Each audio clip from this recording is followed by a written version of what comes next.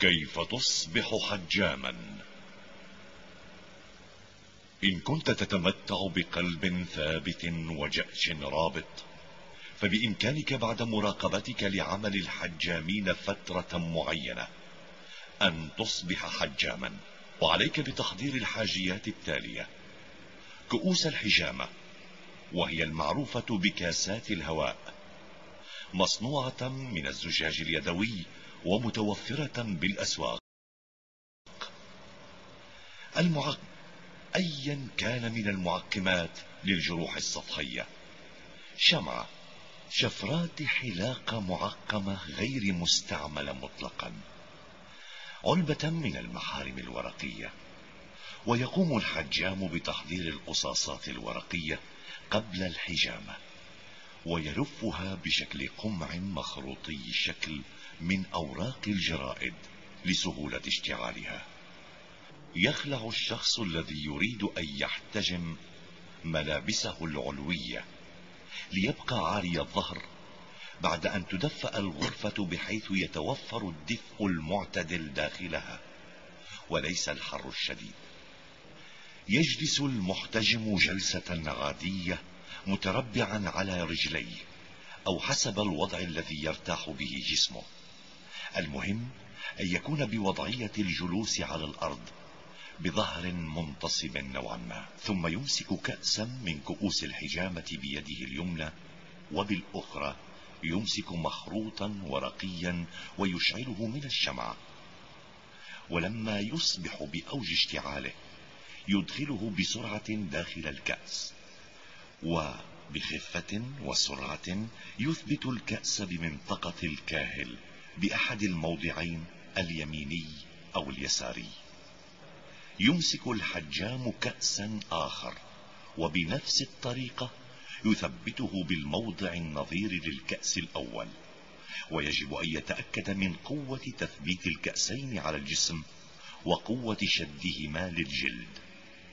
فإن لم يكن قويا يعيد تثبيت الكأس الضعيف الشد.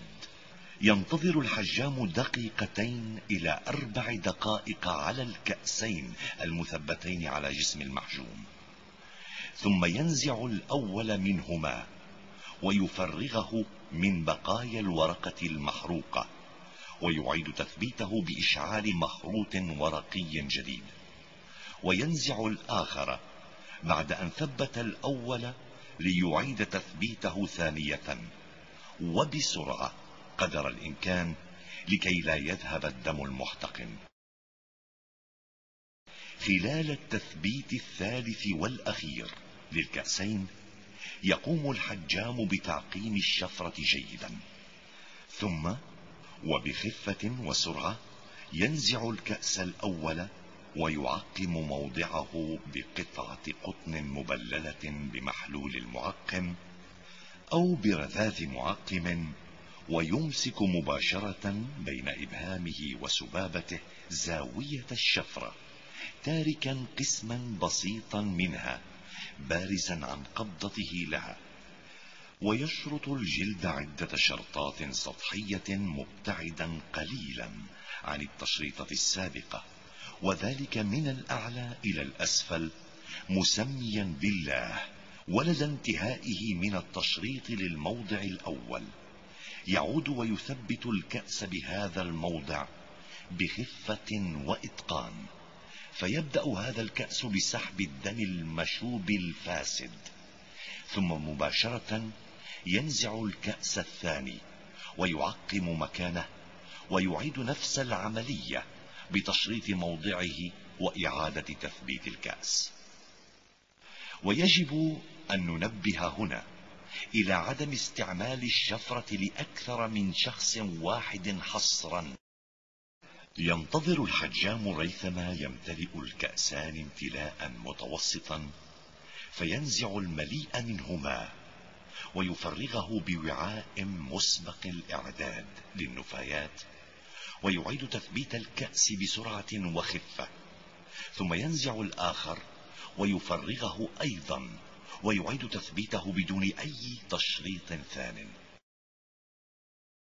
ويكتفي المحتجم للمرة الأولى ب4 كؤوس من هذا الدم الفاسد، كأسين من الموضع اليميني وآخرين من الموضع اليساري، إلا إذا كان يعاني من أمراض قوية عدا فقر الدم، فنأخذ منه كأسين آخرين، ويصبح المجموع 6 كؤوس على طرفي الكاهل. ولمن سبق له أن نفذ الحجامة في سنوات سابقة فلا مانع أن يأخذ 6 كؤوس بشكل عام، أو 8 كحد أقصى، يمسح مكان الجروح البسيطة جيدا بالمعقم، ثم يدهنا بزيت الزيتون إن توفر، ويضع الحجام قطعة من المحالم المعقمة برذاذ المحلول المعقم بواسطة بخاخ فوق مكان الجروح. ويساعد الحجام المحجوم في ارتداء قميصه الداخلي لكي لا تسقط المحالم الورقية. بعدها يتناول المحجوم صحنا من الخضروات، سلطة، فتوش، ويمنع من تناول الحليب ومشتقاته لليوم بكامله بعد الحجامة.